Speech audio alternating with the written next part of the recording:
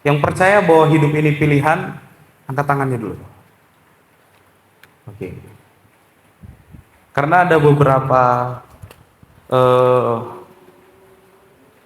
kepercayaan gitu ya, yang menganggap bahwa semua ini takdir gitu ya. Jadi takdir. Yang percaya takdir angkat tangannya. Yang percaya takdir. Menurut teman-teman, teman-teman semua ditakdirkan jadi orang percaya enggak? Atau memang ini pilihan hidup kita? Saya ingin ada interaksi antara saya dengan teman-teman semua. Tolong, biar jangan tegang-tegang kali. Menurut teman-teman nih, teman-teman semua ini ditakdirkan atau memang ini keputusan teman-teman semua?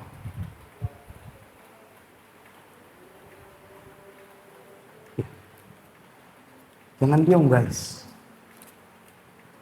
Keputusan atau takdir? Yang lahir udah Kristen, coba angkat tangannya. Iya semua ya. Jadi artinya bahwa ya mungkin ada beberapa anggapan ya, yang penting Kristen aku, mengikuti ibadah gitu ya. Tapi sebenarnya bahwa dalam hidup kekristenan kita, orang yang percaya kepada Yesus Kristus, eh, hidup kita ini keputusan. Saya senang dengan satu lagu yang mengatakan, mengikut Yesus keputusan, mengikut Yesus keputusanku, mengikut Yesus keputusanku, ku tak ingkar, ku tak ingkar.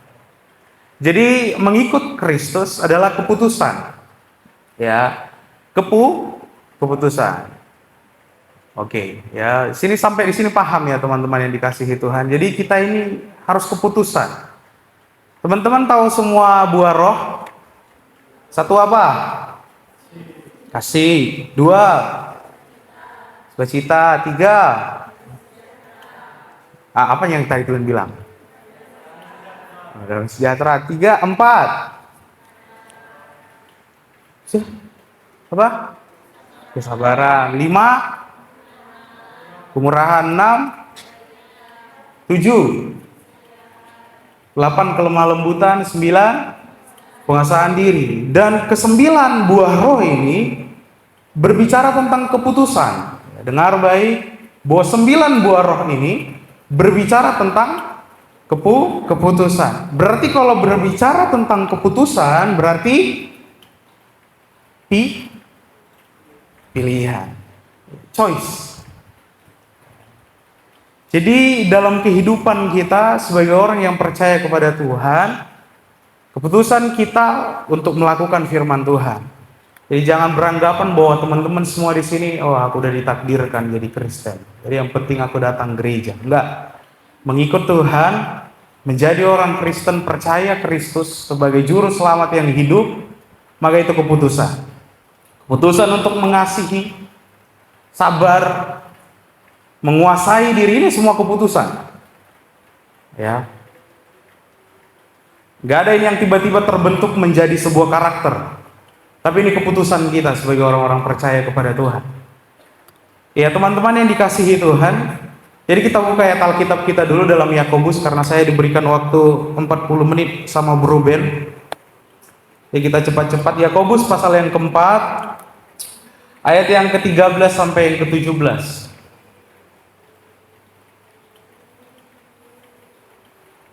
Ya, saya dengar juga bahwa di tempat ini udah pakai terjemahan baru edisi 2. Jadi kita lihat Yakobus pasal yang keempat, ayat yang ke-13 sampai 17. Oke. Yang pasti bahwa dalam kehidupan kita sebagai manusia, maka kita akan diperhadapkan dengan pilihan-pilihan. Ya kan? Pilihan-pilihan setiap harinya. Bahkan setiap waktu dalam hidup kita, kita pasti diperhadapkan dengan pilihan-pilihan. Menurut teman-teman, ketika kita lapar, pilihan apa yang kita akan buat? Makan. Terus, tersedianya makanan itu sendiri di meja? Tersedia kalau mamanya yang buat. Biasanya diambil sendiri, ambil nasinya, terus ambil lauknya, dan yang lain-lain. Ada banyak sekali pilihan-pilihan dalam kehidupan kita. Dan saya mau katakan bahwa dalam hidup kekristenan kita harus tahu bahwa kita hidup harus memilih pilihan-pilihan yang tepat. Pilihan-pilihan yang tepat. Jadi dalam kehidupan kita sebagai anak-anak muda, orang-orang yang percaya kepada Tuhan harus memilih pilihan-pilihan yang tepat. Ya, teman-teman yang dikasihi Tuhan, ada banyak sekali anak-anak muda yang saat ini kalau lagi jatuh cinta gitu ya, jadi bodoh gitu. Ya. Ada yang udah pacaran, coba angkat tangannya. Yang udah pacaran. Ini belum pacaran semua ini, luar biasa ini ya. Enggak pacaran memang ini. Enggak usah malu-malu lah guys. Siapa yang udah pacaran? Yang udah pacaran, oh lihat-lihat kan. Gak usah lihat-lihat kawannya yang udah punya pacar. Oh, belum ada semua ini ya. Bagus. Saya salut dengan pemuda di tempat ini, tidak ada yang pacaran, luar biasa. Atau tidak ada yang mau ngaku ini sebenarnya kan? Iya, memang nggak pacaran kan, luar biasa. Oke. Tapi ada beberapa pemuda-pemudi yang saya jumpai gitu ya. Mereka saling mencintai katanya, tapi beda agama gitu. Ya kan? Nah, ini salah nih. Terus kalau dia buat story, maka storynya selalu tentang hal-hal yang menyedihkan gitu ya. Terus lagunya, Tuhan memang satu, kita yang tak sama. Yes. Ya, teman-teman yang dikasihi Tuhan, tentunya bahwa hal ini bukan pilihan yang tepat gitu ya. Dalam kehidupan kita sebagai orang-orang percaya kepada Tuhan, dalam segala hal, segala aspek dalam hidup kita, maka kita harus memilih pilihan yang tepat. Ya. Coba bilang sama dirinya masing-masing, aku mau pilih pilihan yang tepat. 1, 2, 3. Iya. Mengapa kita diberi pilihan? Menurut teman-teman yang dikasihi Tuhan, kenapa kita diberi pilihan? Siapa yang yakin bahwa dirinya diciptakan oleh Tuhan? Angkat tangannya lagi. Iya. Oke, kenapa kita dikasih pilihan? Kenapa Tuhan gak ciptain kita sesuai dengan maunya aja gitu? Gak boleh ini, gak boleh ini gitu. Teman-teman tahu nggak? Kenapa kita harus memilih, gitu ya kan? Teman-teman yang dikasihi Tuhan, kenapa kita harus memilih? Karena pada dasarnya Tuhan memberikan kita free will, kehendak bebas untuk memilih apapun. Dan manusia yang pertama, Adam dan Hawa, jatuh ke dalam dosa ketika memilih pilihan yang tidak tepat. Bahkan mereka harus mengalami sebuah kondisi, harus dibuang dari Taman Eden, ya kan? Oke, jadi artinya bahwa kenapa kita punya pilihan? Karena Tuhan kasih kita kehendak bebas untuk memilih apapun, gitu ya. Tuhan kita bukan Tuhan yang otoriter, Tuhan yang harus kalau salah kau langsung mati, gitu ya. Kecuali waktu di tabernakel, ya. Bait Allah dulu itu ada namanya halaman, ruang kudus, ruang maha kudus. Itu orang-orang yang masuk ke dalamnya nggak boleh orang-orang yang berdosa, gitu.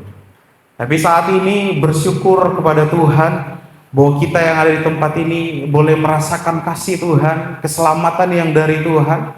Itu karena penebusan Kristus dalam kehidupan kita. Ya teman-teman yang dikasihi Tuhan, ingat baik bahwa kita memiliki pilihan karena ada kehendak bebas. Oke teman-teman, saya lanjut. Tema tahun ini katanya bahwa menghormati ibadah, gitu ya. Jadi saya cari bahwa ibadah, ya, perbuatan untuk menyatakan bakti kepada Allah yang didasari ketaatan, mengerjakan perintah-perintahnya dan menjauhi larangannya. Oke, saya lanjut. Ibadah adalah merendahkan diri, ketundukan dan kepatuhan. Ya, teman-teman yang dikasihi Tuhan, dalam kehidupan kita, ya, kita harus pahami bahwa ibadah, saya lihat lagi, adalah menyatakan bakti kepada Allah yang didasari ketaatan untuk mengerjakan perintah-perintahnya. Saya mau tanya, yang udah melakukan perintah Tuhan sepanjang hari ini, angkat tangannya. Oke. Nggak ada juga ya. Ini nggak ada atau nggak pede. Oke, yang doa pagi. Setiap pagi doa. Ini karena tinggal di pastori ya? Iya, karena tinggal di pastori biasanya gitu. Bong, besok gitu kan. Jadi teman-teman yang dikasihi Tuhan, ibadah adalah bentuk bakti kita kepada Allah, ya kan? Tapi saya mau katakan bahwa dalam hidup kekristenan, sebuah gaya hidup kita adalah kita harus menyatakan Tuhan dalam hidup kita. Berdoa setiap pagi, baca firman setiap pagi, bertobat teman-teman yang nggak pernah baca firman. Baca firman cuman, yang penting bentar lagi hari Jumat, disitulah aku baca firman. Enggak ya teman-teman ya. Saya mau katakan baca firman itu satu gaya hidup. Bagaimana kita membutuhkan nasi, air putih, dan yang lain-lain. Kebutuhan primer. Teman-teman yang dikasihi Tuhan, jadi firman Tuhan harus benar-benar ada dalam kehidupan kita. Dan ini adalah pilihan yang tepat. Iya.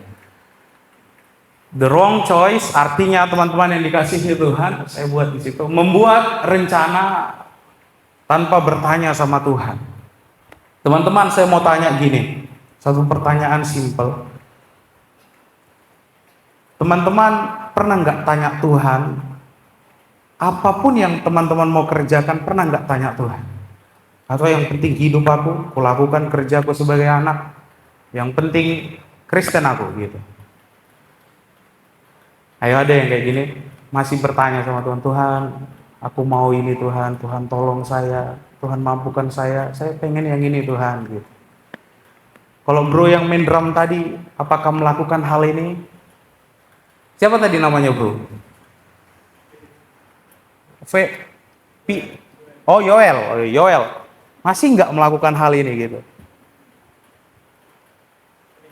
Sering? Bagus. Jadi orang-orang yang nggak tanya Tuhan, ini satu kesalahan teman-teman. Setiap hari kita harus tanya Tuhan. Ya, saya bacakan di ayat yang ke-13. Dikatakan seperti ini, jadi sekarang kamu yang berkata, dengar baik, kamu yang berkata, hari ini atau besok kami berangkat ke kota Anu dan di sana kami akan tinggal setahun dan berdagang serta mendapatkan untung. Iya. Saya mau katakan dalam kehidupan kita, ketika kita buat satu rencana, maka libatkan Tuhan di dalamnya. Libatkan Tuhan di dalamnya. Kasih tahu sama temennya yang samping kanan kirinya, libatkan Tuhan. 1, 2, 3. Iya, libatkan Tuhan teman-teman.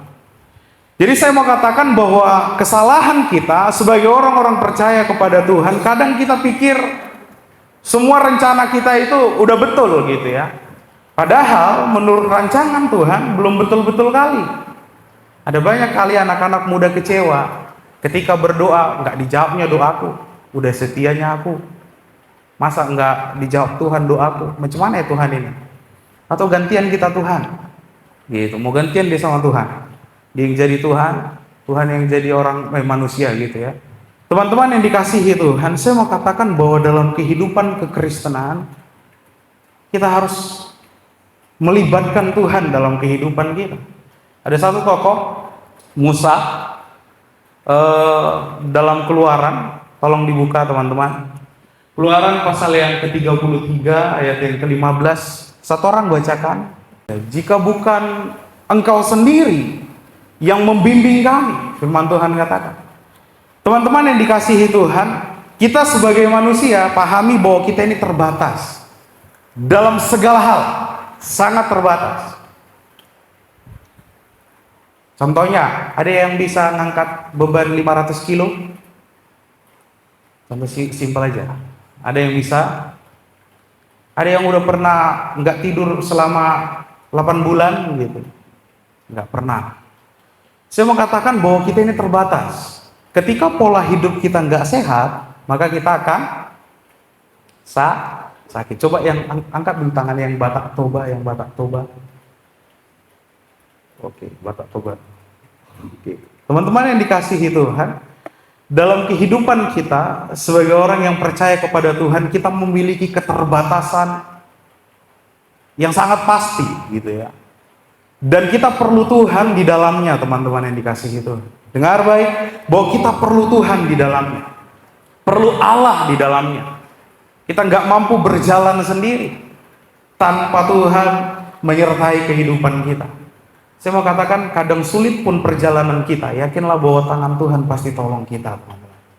Pasti berkati kita. Dia nggak akan biarin kita, teman-teman yang dikasihi Tuhan. Musa tahu betul bahwa ketika dia harus keluarkan bangsa Israel dari tanah Mesir, dia perlu pertolongan Tuhan. Dia tahu bahwa bagaimana kerasnya bangsa Israel, betapa tegar tengkuknya mereka. Gitu ya.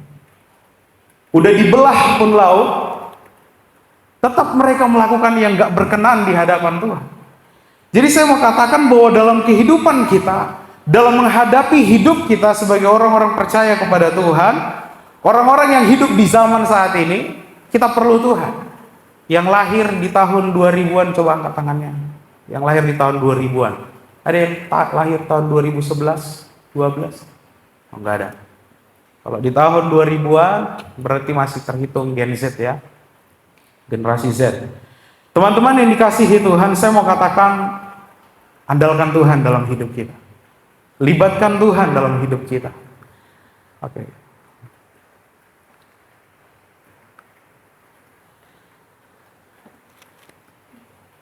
Teman-teman yang dikasihi Tuhan, kenapa kita harus libatkan Tuhan? Karena kita ini terbatas dari segala lini, bahkan dari segala bahkan dari segi waktu sekalipun.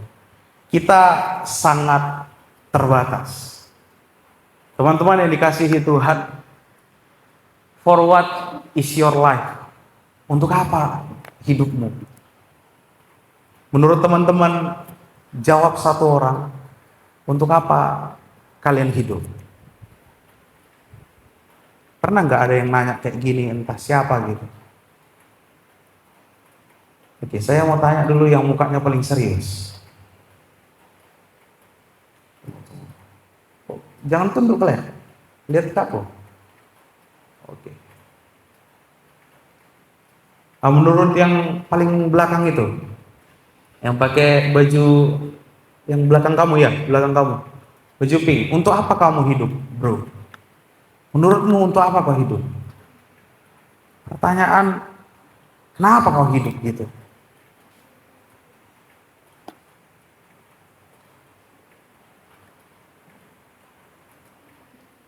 Dia pun bingung, gimana ya? Kalau dia bingung, aku pun bingung kayak gini. Oke, yang kulihat senyum-senyum aja dari tadi, oke ya. Oke, kakak-kakak yang pakai baju putih belakang, untuk apa hidup, Pak?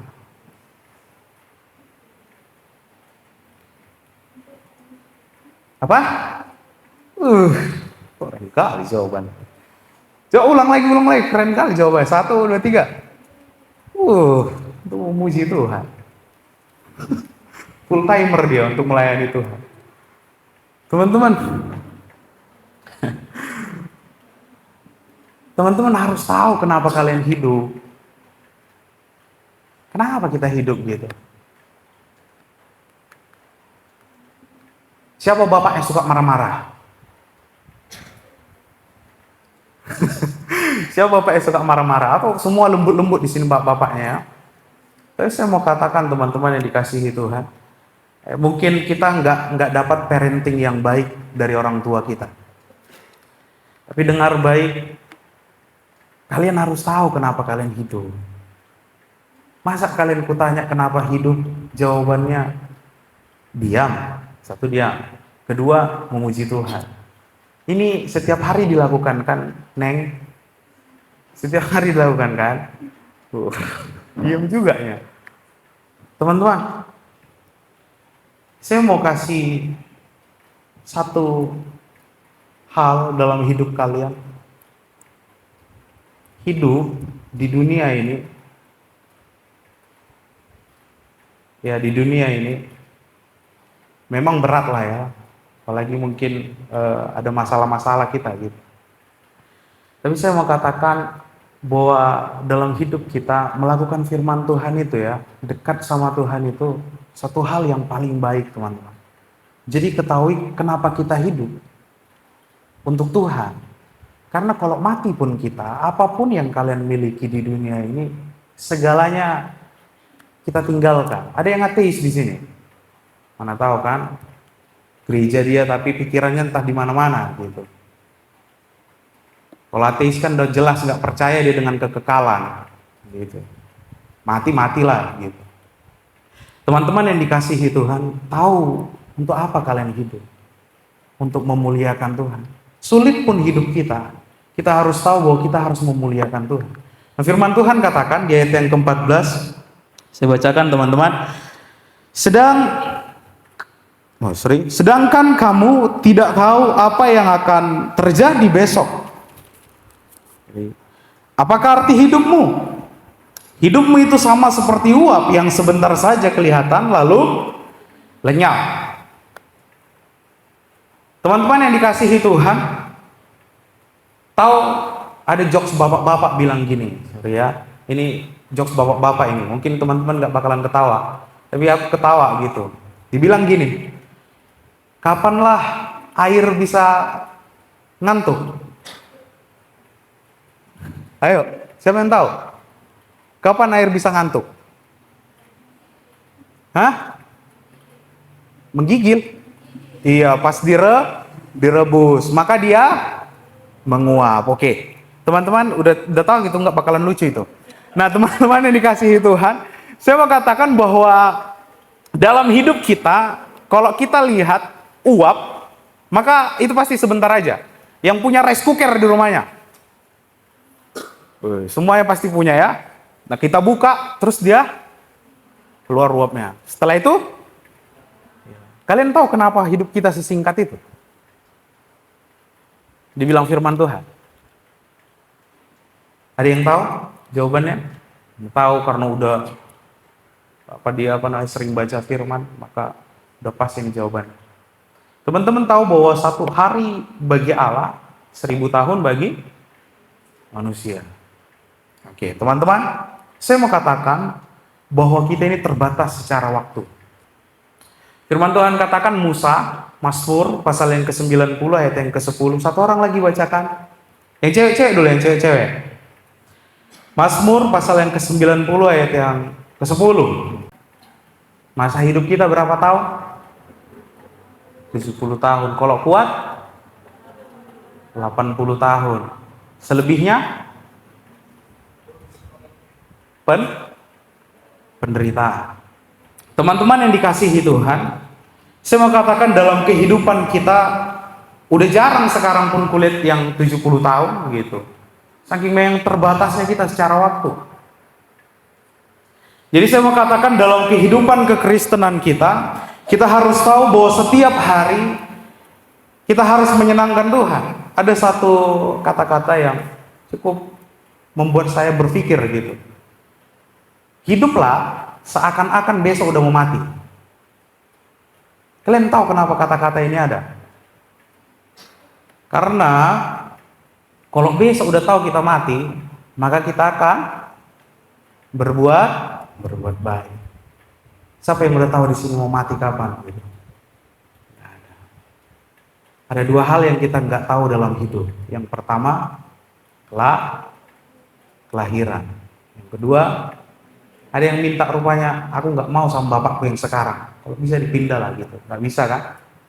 Kita tahu bahwa kelahiran kita nggak dapat pilih. Dan yang kedua, kematian kita. Teman-teman yang dikasihi Tuhan, dalam kehidupan Musa dia tahu betul bahwa dia perlu Tuhan setiap saat. Dia perlu Tuhan. Dan ini adalah pilihannya untuk tunduk kepada Allah, menunjukkan baktinya kepada Tuhan. Bahwa dia menyadari bahwa hidupnya terbatas. Sekarangnya kita muda, teman-teman. Ya kan? Gak terasa bentar lagi udah 30 tahun, 40 tahun, 50 tahun. Tapi saya mau katakan bahwa hargai setiap momen yang Tuhan berikan. Buat momen-momen yang indah dalam hidup kalian. Kalau mungkin marah sama orang, jangan terlalu lama teman-teman. Benci sama orang itu, aduh, udah nggak boleh lagi teman-teman. Sebagai orang percaya udah nggak boleh. Di ayat yang ke-13 coba baca.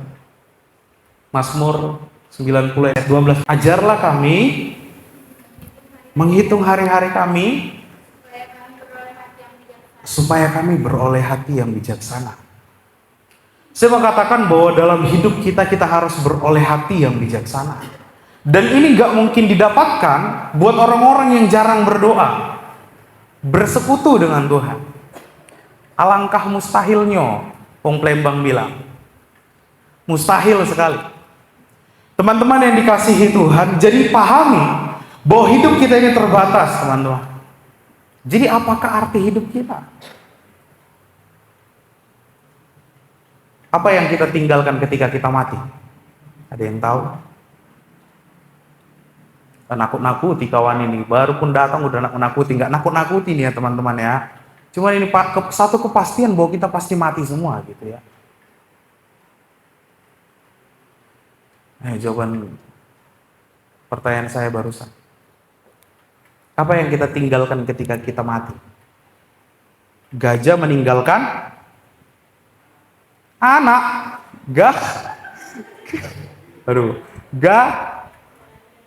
gading. Manusia ninggalin apa?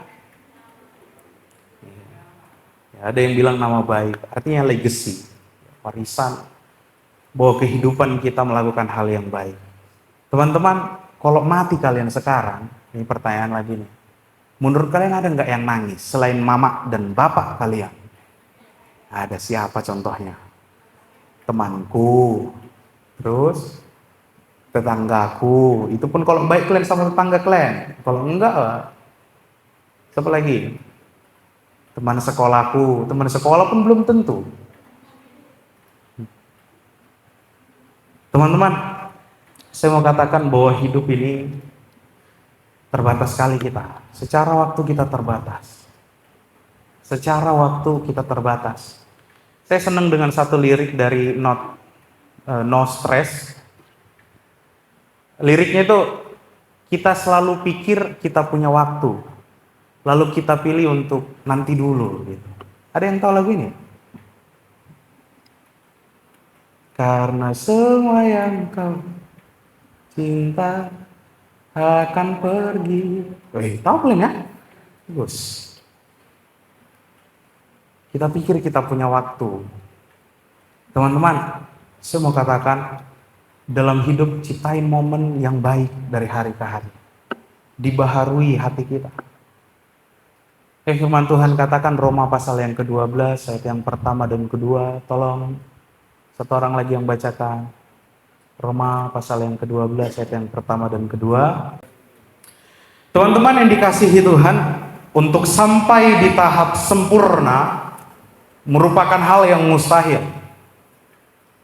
Coba lihat dalam Matius pasal yang kelima ayat 48.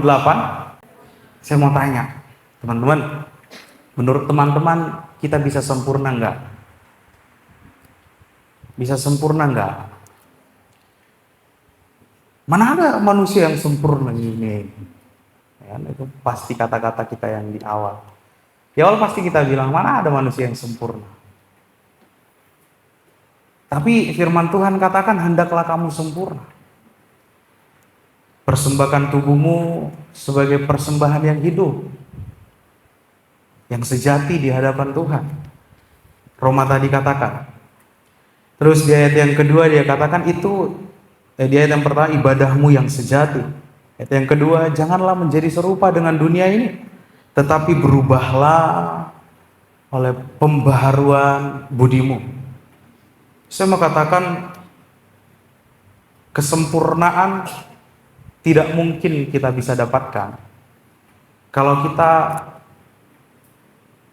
gak dekat dengan Tuhan. Udah mustahil itu teman-teman. Tapi saya mau katakan bahwa sempurna kita bisa dapat jalani. Tapi dengar baik, harus dituntun oleh Roh Kudus. daging lemah, tetapi roh penurut. Yang setiap pagi, jam 5 pagi udah doa. Nggak ada ya, kecuali yang di pastori tadi. Tapi saya mau katakan teman-teman yang dikasihi Tuhan, sebagai orang percaya kita harus lawan keinginan daging kita untuk selalu dekat dengan Tuhan. Lawan keinginan daging kita. Lawan, Tuhan. Kalau lagi capek kali rasanya, lawan, Tuhan. Datang sama Tuhan pagi hari. Baca firman Tuhan. Jangan dalam seminggu cuma 2 kali baca firman, setelah itu selebihnya nggak pernah lagi. Ini sebuah pilihan yang salah. Jadi saya mau katakan bahwa ibadah itu berbicara tentang pribadi kita dengan Tuhan. Ya, pribadi kita dengan Tuhan. Ketundukan kita kepada Tuhan. Cintanya kita kepada Tuhan. Saya mau katakan teman-teman yang dikasihi Tuhan, kalau setiap pagi kalian nggak pernah berdoa, maka mustahil bertumbuh. Makanya ada lagu anak sekolah minggu yang mengatakan apa? Baca kitab suci, doa tiap hari, kalau apa? Mau tumbuh. Orang kalau nggak pernah baca firman, nggak pernah berdoa, mustahil tumbuh. Kalian pikir kalian datang pun ya setiap hari gitu ya, tapi sepanjang 24 jam kalian di luar di sekolah, kalian nggak pernah merenungkan firman Tuhan, itu ya sama aja. Kalau orang Jawa bilang bodoh aing, sama aja bos. Jadi dalam hidup kita, saya mau katakan pilihan kita yang paling tepat, benar baik ibadah kita, itu adalah ketika kita terus dekat dengan Tuhan. Iya teman-teman, saya lanjut. Jadi jangan pikir kita punya waktu teman-teman. Waktu kita terbatas, jadi lakukan firman Tuhan. Ya, the best choice, pilihan yang terbaik ya. Teman-teman yang dikasihi Tuhan, kalau saya tanya, kalian mau pilihan yang terbaik atau yang nggak baik? Terbaik. Pasti terbaik. Nggak mungkin nggak yang terbaik. Siapa di sini yang punya Samsung S24 Ultra gitu? Ada yang udah punya? Kalau ditanya, kalian pengen nggak itu? Nggak pengen. Pengen apa bro? Kalau HP? iPhone 16 ya iPhone. Yang pengen iPhone coba angkat tangan. Satu orang yang pengen iPhone, lain nggak ada yang pengen iPhone. Oke, yang pengen iPhone 1, 2, 3. 1. Jangan ragu lah bos. 1, 2. Yang pengen Samsung. Lebih banyak peminat Samsung ya. Rencana aku mau jadi brand ambasadornya Samsung sih memang ya. Ya teman-teman yang dikasihi Tuhan, tapi saya mau katakan, pasti kita pengen yang terbaik. Pengen yang terbaik. Ya kan? Pasti pengen yang terbaik. Dalam hidup kita, tindakan yang terbaik dalam hidup kita, if the Lord will. Artinya, jika Tuhan menghendaki. Kalau dalam bahasa Batak Toba dipakai kata di situ molo lomo roha ni Tuhan tai gitulah ya, Tuhan ta gitu. Teman-teman yang dikasihi Tuhan, saya belum perkenalan tadi ya. Nanti saya perkenalan di akhir. Ya teman-teman yang dikasihi Tuhan, jadi the best choice adalah bahwa kita hidup ya mengikuti apa yang Tuhan kehendaki. Mengikuti apa yang Tuhan kehendaki. Kasih tahu sama kawannya, ayo lakukan apa yang Tuhan kehendaki. 1, 2, 3 ya. Teman-teman yang dikasihi Tuhan, apa yang Tuhan kehendaki. Lanjut. Di ayat yang ke-15 dia katakan, sebenarnya kamu harus berkata, jika Tuhan menghendakinya, ya, kami akan hidup dan berbuat ini dan itu. Garis bawahi kata, jika Tuhan menghendakinya. Kalau dalam bahasa Batak itu memakai kata, kalau senang hati Tuhan kita buat, itu yang kita mau lakukan. Sekali lagi, karena keterbatasan waktu kita. Efesus pasal yang ke-5, ayat yang ke-15, tolong baca teman-teman. Efesus pasal yang kelima, agak banyak kita buka ayat. Efesus pasal yang kelima, ayat yang ke-15 mulai sampai 17. Ini adalah pilihan yang tepat, teman-teman. Ketika kita tahu apa yang Tuhan kehendaki. Sekali lagi saya mau katakan, ketika kita tahu apa yang Tuhan kehendaki, ini pilihan yang tepat. Kita hidup, kita harus jadi berkat, teman-teman. Jadi orang Kristen, pemuda, pemudi Kristen harus jadi berkat. Harus mau melakukan kehendak Tuhan. Setiap hari menyenangkan hati Tuhan. Entah itu di sekolah, entah itu di pekerjaan atau di kuliah. Saya mau katakan, setiap hari kita harus senangkan hati Tuhan. Yang beranggapan bahwa satu hari ini dia menyenangkan hati Tuhan, angkat tangannya. Enggak ada ya. Tinggal bilang, wih, aku tadi udah singer bang gitu kan. Aku tadi udah melayani gitu. Kayaknya udah menyenangkan hati Tuhan. Menurut teman-teman, menyenangkan hati Tuhan itu apa?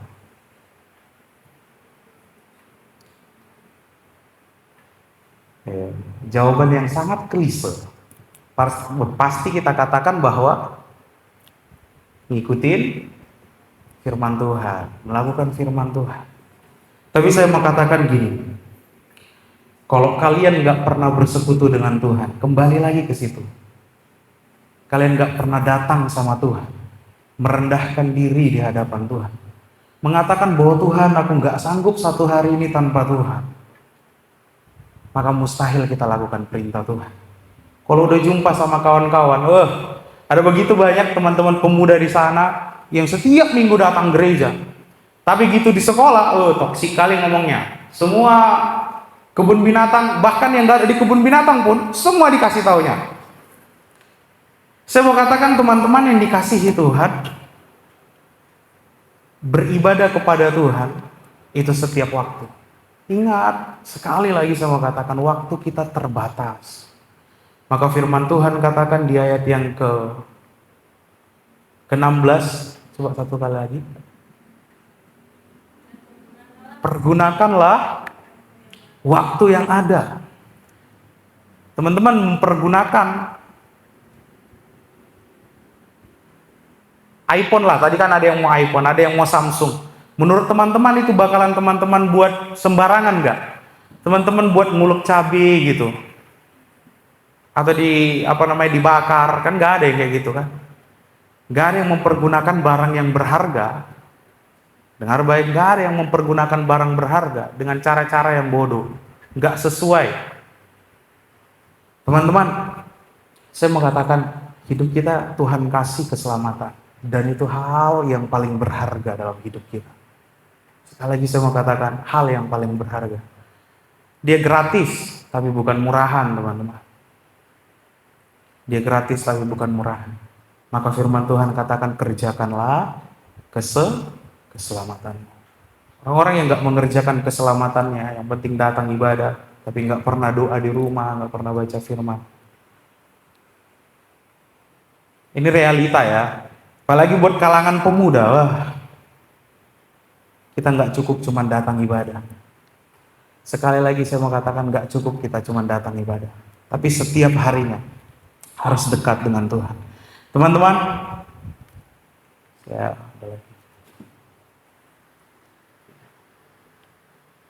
kalau dalam bahasa Yunani memakai kata sinteo, dengan izin dan berkat Allah, diucapkan oleh orang-orang Yunani pada setiap awal usaha. Teman-teman yang dikasihi Tuhan, dalam hidup kita pasti perlu berkat Tuhan. Nah, saya mau katakan untuk mencapai hal ini, teman-teman harus datang sama Tuhan. Nggak ada hal yang lain, terhubung dengan Tuhan, teman-teman. Peringatan keras buat kita semua, teman-teman yang dikasihi Tuhan. Ingat ya, ingat terus guys. Ayat ya ke-16 saya mau sampaikan. Namun sekarang kamu memegahkan diri dalam kecongkakanmu, dan semua kemegahan yang demikian itu jahat. Ya, menurut beberapa tafsiran, berbicara tentang hal ini, memegahkan atau kecongkakan kita sebagai orang-orang yang tinggal di dunia ini, sebagai manusia biasa. Apapun yang menjadi capaian kita ke depan, apapun yang menjadi hal yang dapat kita capai, kita gapai, kita nggak boleh bermegah. Dengar baik, kita nggak boleh bermegah. Kehidupan kita sebagai orang-orang percaya kepada Tuhan harus benar-benar hidup sesuai dengan apa yang Tuhan mau. Yaitu kita nggak boleh bermegah atas apa yang kita miliki. Dalam hidup ada hal yang pasti kita pertahankan. Menurut teman-teman apa? Teman-teman tahu pride? Cepat. Pride, tahu pride? Kebanggaan. Teman-teman yang dikasihi Tuhan, kalau di dalam Tuhan, kita udah nggak bisa lagi bangga-banggain diri kita. Kayak ada yang firman Tuhan katakan, kalau ditampar pipi kanan, ada yang berani gitu, biar saya tes. Kalau ditampar pipi kanan, maka kasih pipi kiri. Jangan bawa tunjang ya, nggak ditunjang kawannya. Tapi saya mau katakan teman-teman, dalam hidup, nggak ada hal yang dapat kita banggakan. Hal yang dapat kita banggakan adalah Filipi pasal yang kedua, ayat yang ke-10, 11. Dia katakan bahwa setiap lutut bertelut. Lewat hidup kita jadi berkat teman-teman. Ada orang-orang yang diselamatkan lewat hidup kita. Makanya firman Tuhan katakan kita adalah suratan yang terbuka. Di ayat yang ke-8, saya akan akhiri khotbah saya. Ayat yang ke-8, Yakobus pasal yang keempat ayat yang ke-8, mendekatlah kepada Allah dan Ia akan mendekat kepadamu. Tahirkanlah tanganmu, hai kamu orang-orang berdosa. Sucikanlah hatimu, hai kamu yang ragu-ragu. Sadarilah kemalanganmu. Berdukacitalah dan merataplah. Hendaklah tawamu kamu ganti dengan ratapan, dan sukacitamu dengan dukacita. 10, rendahkanlah dirimu di hadapan Tuhan, dan Ia akan meninggikan engkau. Teman-teman yang dikasihi Tuhan, saya mau katakan dalam kehidupan kita, Tuhan pasti tinggiin kita. Tunggu aja waktunya Tuhan. Tapi yang pasti, mendekat kepada Allah. Selalu terhubung teman-teman dengan Tuhan. Setiap hari, setiap saat dalam kehidupan kita. Sekali lagi, hidupmu terbatas, bos. Kasih tahu sama temannya di samping kanan kirinya sekali lagi, hidupmu terbatas, bos. 1, 2, 3 ya.